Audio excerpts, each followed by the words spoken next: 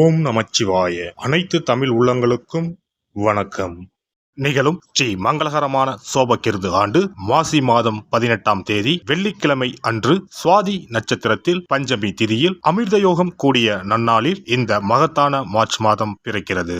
பிறக்கும் இம்மாத கிரக நிலைகளை பார்க்கும் போது மேச ராசியில் குரு பகவானும் கன்னி ராசியில் கேது பகவானும் உள்ளனர். இம்மாத தொடக்கத்தில் சந்திர பகவான் துலாம் ராசியில் உள்ளார். செவ்வாய் மற்றும் சுக்கிர பகவான் மகர ராசியிலும், சூரியன் சனி புதன் பகவான் கும்பராசியிலும், ராகு பகவான் மீன ராசியிலும் சஞ்சாரம் செய்கின்றனர். இம்மாத கிரகங்களின் பயிற்சி என எடுத்துக்கொண்டால் புதன் பகவான் மார்ச் மாதம் 7ஆம் தேதி கும்பராசியில் இருந்து மீனராசிக்கும், மார்ச் மாதம் 26ஆம் தேதி மீனராசியில் இருந்து மேசராசிக்கு என இருமுறை பிரவேசம் செய்கின்றார். மார்ச் மாதம் 7ஆம் தேதி சுக்கிர பகவான் மகர ராசியில் இருந்து கும்பராசிக்கும், மார்ச் 14ஆம் தேதி சூரிய பகவான் கும்பராசியில் இருந்து மீனராசிக்கும், மார்ச் மாதம் 15ஆம் தேதி செவ்வாய் பகவான் மகர ராசியில் இருந்து கும்பராசிக்கும் பயிற்சி அடைகின்றனர்.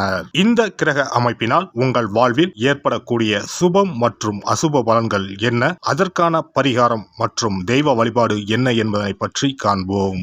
மாசி மாதத்தின் பிற்பகுதியும் பங்குனி மாதத்தின் முற்பகுதியும் இணைவது இந்த மார்ச் மாதம் ஆகும். பனிக்காலம் முடிந்து வசந்த காலம் துவங்க போகிறது.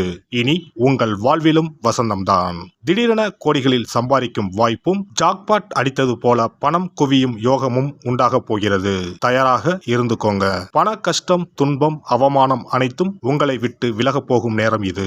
விருச்சிக ராசி அன்பர்களே, இம்மாதம் பண வரவு கணிசமாக உயரும். புதிய ஆடை ஆபரணங்கள் சேரும். மனதில் தன்னம்பிக்கை அதிகரிக்கும்.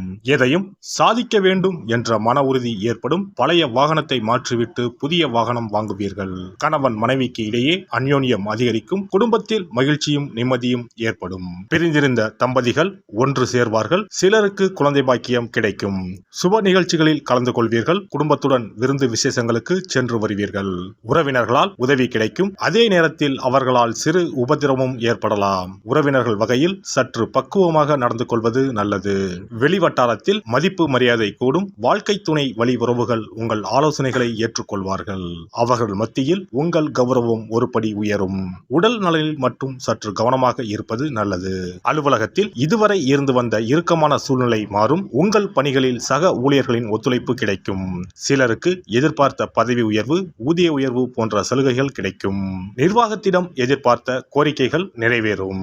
தொழில் மற்றும் வியாபாரத்தில் லாபம் சுமாராகத்தான் கிடைக்கும். மாத முற்பகுதியில் வீண் விரயம் ஏற்பட சாத்தியம் உள்ளது. புதிய முயற்சிகளை தவிர்ப்பதுடன் வியாபாரத்தை விரிவுபடுத்தும் முயற்சிகளை தவிர்க்கவும்.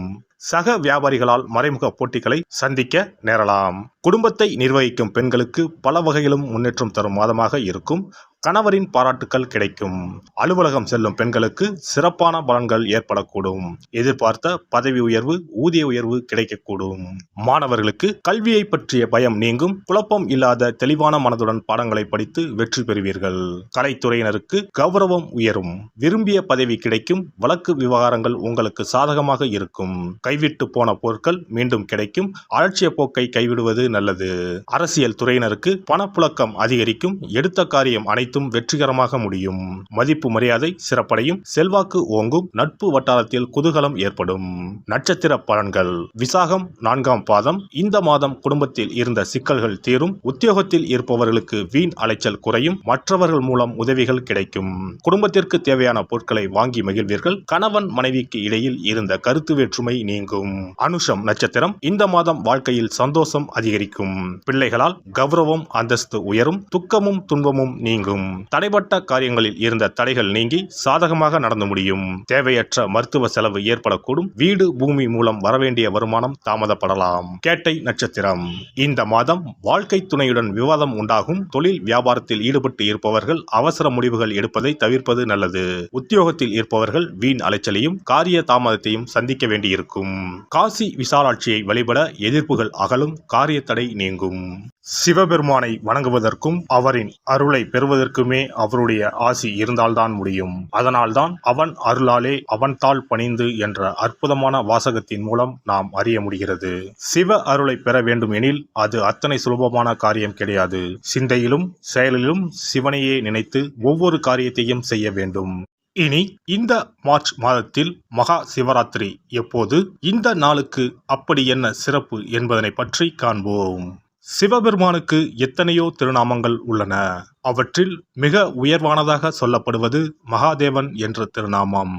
மகாதேவன் என்றால் கடவுள்கள் அனைவருக்கும் மேலான கடவுள், கடவுள்களுக்கு எல்லாம் தலைவன் என்ற பொருள். சிவாய நம என சிந்திப்பவர்க்கு அபாயம் ஏற்படாது என்பார்கள். அப்படி கர்ம வினைகளில் இருந்தும் அனைத்து விதமான துன்பங்களில் இருந்தும் விடுபடுவதற்கு சிவனே கதி என சிவபெருமானை சரணடைவதற்கு ஏற்ற நாள் மகா சிவராத்திரி தினமாகும். மகா சிவராத்திரி நாளில் சிவபெருமானை முழு மனதுடன் உண்மையான பக்தியுடன் வழிபட்டால் நம்முடைய வேண்டுதல்கள் அனைத்தையும் சிவபெருமான் நிறைவேற்றி வைப்பார் என்பது ஐதீகம். கவலைகள் நீங்கி காரிய வெற்றியை தரக்கூடிய நாள் மகா சிவராத்திரி விரத நாளாகும். சிவபெருமானுக்கு உரிய அஷ்ட விரதங்களில் மிக முக்கியமானது மகா சிவராத்திரி விரதமாகும். சிவபெருமானின் அருளை பெறுவதற்குரிய மிக உன்னதமான புண்ணிய நாளாகும். ஒவ்வொரு மாதமும் தேய்பிறை சதுர்த்தசி திதியில் வருவதை மாத சிவராத்திரி என்றும், மாசி மாதம் தேய்பிறை சதுர்த்தசியில் வருவதை மகா சிவராத்திரி என்றும் கொண்டாடுகிறோம். நாடு முழுவதும் சிவ பக்தர்களால் கோலாகலமாக கொண்டாடப்படும் விழாக்களில் மகா சிவராத்திரி விழாவும் ஒன்று. இந்துக்களின் மிக முக்கியமான விரத நாட்களில் இதுவும் ஒன்று. முப்பெரும் தேவர்களில் ஒருவரான சிவபெருமானுக்குரிய ராத்திரியாக சிவராத்திரி கொண்டாடப்படுகிறது. இந்த ஆண்டு மகா சிவராத்திரி விழா மார்ச் 8ஆம் தேதி கொண்டாடப்பட உள்ளது.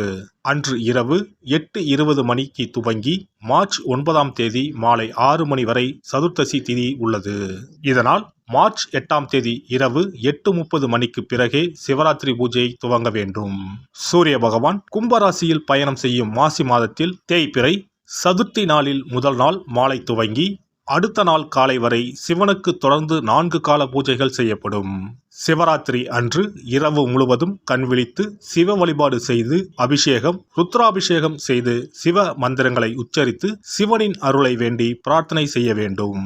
ஆன்மீகத்தில் உயர்ந்த நிலையை அடைவதற்கும் துன்பங்கள் மற்றும் பாவங்களில் இருந்து விடுபட்டு மோட்சத்தை அடைவதற்கும் ஏற்ற நாள் இதுவாகும். மகா சிவராத்திரி அன்று அதிகாலையில் எழுந்து புனித நீராடி வீட்டை சுத்தம் செய்து பூஜை அறையில் விளக்கேற்றி வைக்க வேண்டும். பிறகு மாலையில் சிவன் கோவிலுக்கு சென்று அங்கு நடக்கும் அபிஷேகம் பூஜைகளில் கலந்து கொள்ள வேண்டும். அன்று சிவலிங்கத்திற்கு பஞ்சாமிர்த அபிஷேகம் செய்வதும் வில்வ அர்ச்சனை செய்வதும் மிக சிறப்பானதாகும்.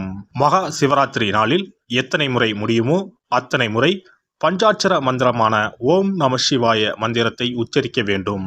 இது தவிர சிவபுராணம் பாராயணம் செய்வது மிகவும் சிறப்பானதாகும்.